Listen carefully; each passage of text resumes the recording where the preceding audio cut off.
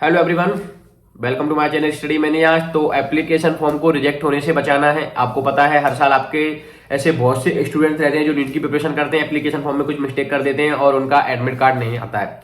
उसका मेन एक ही रीजन रहता है कि बहुत सी चीजें वो गलत भर देते हैं एप्लीकेशन फॉर्म में, जो मिसमैच होती हैं। कहीं पे नाम गलत कर देते हैं या फिर जो भी डॉक्यूमेंट्स अपलोड करते हैं वो गलत कर देते हैं, तो उसकी वजह से उनका एप्लीकेशन फॉर्म रिजेक्ट कर दिया जाता है। ऐसी गलती आपसे ना हो, उसके ऊपर मैं आपको ये वीडियो में सारे जो डाउट आपके रहते हैं, जो भी गलतियों की वजह से एप्लीकेशन फॉर्म रिजेक्ट होने के चांसेस रहते हैं, वो सारी चीजों को इस वीडियो में क्लियर करने वाला हूं। जो मैं बता रहा हूं आप उस चीज को फॉलो कर लें, आपको कहीं भी कोई भी दिक्कत नहीं आएगी।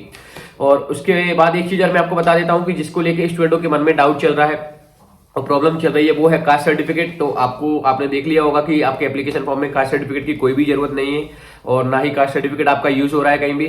तो कास्ट सर्टिफिकेट को लेके बिल्कुल भी आपको टेंशन नहीं लेनी है, क्योंकि नीट 2024 के एप्लीकेशन फॉर्म में कास्ट सर्टिफिकेट का यूज अभी नहीं हो रहा है, एडमिशन टाइम पे होगा। और अगर आपके पास अभी नहीं है तो आप अभी ना बनवाएं, अप्रैल और मई के बाद बनवाएं, क्योंकि आपके एडमिशन टाइम पे लेटेस्ट आपके कास्ट सर्टिफिकेट का यूज होता है।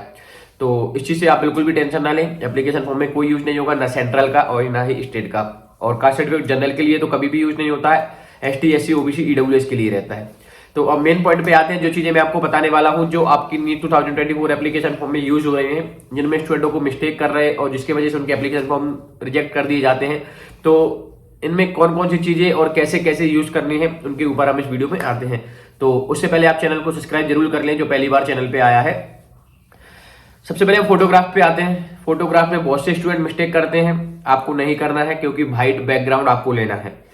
स्टूडेंट कोई से भी बैकग्राउंड में फोटो क्लिक करवा लेते हैं, फिर वो पोस्ट कर देते हैं और आपको पता है कि हर जगह ऐसे फोटो चल जाते हैं, लेकिन नीट के बहुत ज्यादा अलग गाइडलाइंस है, नीट के बहुत ज्यादा अलग रूल्स है, तो उनको आपको फॉलो करना पड़ेगा।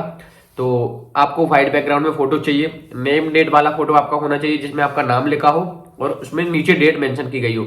अब डेट भी आपकी कब से होनी चाहिए, डेट आपकी 1 जनवरी 2024 के बाद की कोई सा भी फोटोग्राफ आपका लग सकता है। 23 का मत लगा देना, 24 का कोई सा भी आपका फोटोग्राफ लग जाएगा जब का भी हो।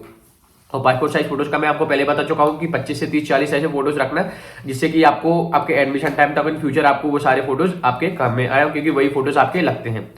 पोस्ट साइज फोटो 4-5 फोटो आपको रखना है, तो पोस्ट साइज फोटो भी आप पहले ही अच्छे से व्हाइट बैकग्राउंड में क्लिक करवा के रखें। अब बात आती है सिग्नेचर की। सिग्नेचर में स्टूडेंटों की बहुत ज्यादा मिस्टेक होती है और इससे ज्यादा आपका सबसे बड़ा नुकसान यह होता है कि वो कैपिटल लेटर में कर देते हैं सिग्नेचर। उसके बाद दूसरी चीज, मतलब रनिंग में नहीं करते हैं। पहले आपका जैसे मान लो कि मेरा विक्की यादव है तो V करके फिर मैं बाद में पेन हटा दूंगा फिर यादव करूंगा, ऐसा नहीं करना। आपको रनिंग में एक साथ पूरा सिग्नेचर करना है और वो भी आपको व्हाइट पेज पे करना है। ये चीज भी याद रखना, कुछ दूसरे पेज पे नहीं चलेगा, व्हाइट पेज पे ब्लैक पेन से कर देना आप, तो वो आपको सही रहेगा, आपका उसमें कोई मिस्टेक नहीं रहेगी। अब बात आती है सबसे बड़ी, आपके अगर कोई से डॉक्यूमेंट में मिस्टेक है, मान लो 10th-12th की मार्कशीट में कोई मिस्टेक है या फिर आपके आधार कार्ड में कोई मिस्टेक है और आपको कहां से ये सारी डिटेल भरनी है, तो मैं आपको एक ही चीज सजेस्ट करूंगा, वो आपकी 10th-12th की मार्कशीट। आपको 10th-12th की मार्कशीट में जो आपके फादर का नाम है, मदर का नाम है, तुम्हारा नाम है और जो भी बेसिक डिटेल्स है वो सारी आपको 10th और 12th की मार्कशीट से ही भरना है। क्योंकि अगर आप आधार कार्ड से भरोगे तो मान लो कि 10th-12th की मार्कशीट में कुछ मिस्टेक है और आपने आधार कार्ड से भर दिया, तो 10th-12th की मार्कशीट को आप अपडेट नहीं कर पाओगे जब तक कि आपका एप्लीकेशन फॉर्म की डेट चली जाएगी, आपका एग्जाम भी आ जाएगा, जब तक आपकी 10th और 12th की मार्कशीट अपडेट नहीं हो पाएगी। और मान लो कि अगर आपने 10th-12th की मार्कशीट से भरा है और आधार कार्ड में कोई मिस्टेक है, तो आपका जब तक एडमिशन होगा, एडमिशन प्रोसेस में आपका आधार कार्ड लगेगा या फिर आपका अभी ही आधार कार्ड आप अपडेट करवाओगे, तो आपका आधार कार्ड 6 से 7 दिन में अपडेट हो जाएगा, जिसमें कि आप एप्लीकेशन फॉर्म को फिल करने से पहले ही आप आपके आधार कार्ड को अपडेट करवा सकते हो। तो इस चीज को बिल्कुल याद रखना कि आपको 10th और 12th की मार्कशीट से ही आपकी सारी डिटेल्स भरना है, क्योंकि उसमें जो डिटेल्स है आपकी वो आपकी फाइनल तक रहेगी, लास्ट तक रहेगी, जिससे आपको कोई नुकसान नहीं होगा। अगर आधार कार्ड से भरते हो और आधार कार्ड और 10th-12th की मार्कशीट में कोई चेंजेस है, तो आधार कार्ड को अपडेट आप जल्दी करवा सकते हो 10th-12th की मार्कशीट के अलावा। अब बात करते हैं करेक्शन विंडो की। कहीं मिस्टेक हो जाती है तो करेक्शन विंडो अभी तो आपको पता है, आप ओपन करोगे ऑफिशियल वेबसाइट NTA की, वहां पे आप देखोगे करेक्शन विंडो के लिए कोई भी चीज नहीं दी गई है, क्लियरली मना किया गया है कि करेक्शन विंडो आपकी ओपन नहीं होगी। तो इस चीज को हम मानते नहीं है, क्योंकि हर साल ऐसा ही बोला जाता है और हर बार करेक्शन विंडो ओपन कर दी जाती है, तो इस बार भी आपकी करेक्शन विंडो ओपन होगी, तो बिल्कुल टेंशन लेने की आपको जरूरत नहीं है। तो जैसे जो भी डेटा आएगी उसकी जानकारी आपको हमारे चैनल पे मिल जाएगी। अब अगर कोई आपको डाउट रहता है तो आप बिल्कुल कमेंट सेक्शन में मेरे से पूछ सकते हैं, बिल्कुल आपको हर एक सॉल्यूशन दिया जाएगा।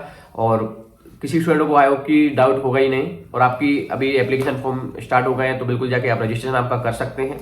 वीडियो को ज्यादा से ज्यादा शेयर करें, चैनल को सब्सक्राइब करें, ऐसी अपडेट जानकारी आपको रेगुलर हमारे चैनल पे देखने को मिलती रहेगी। Thank you.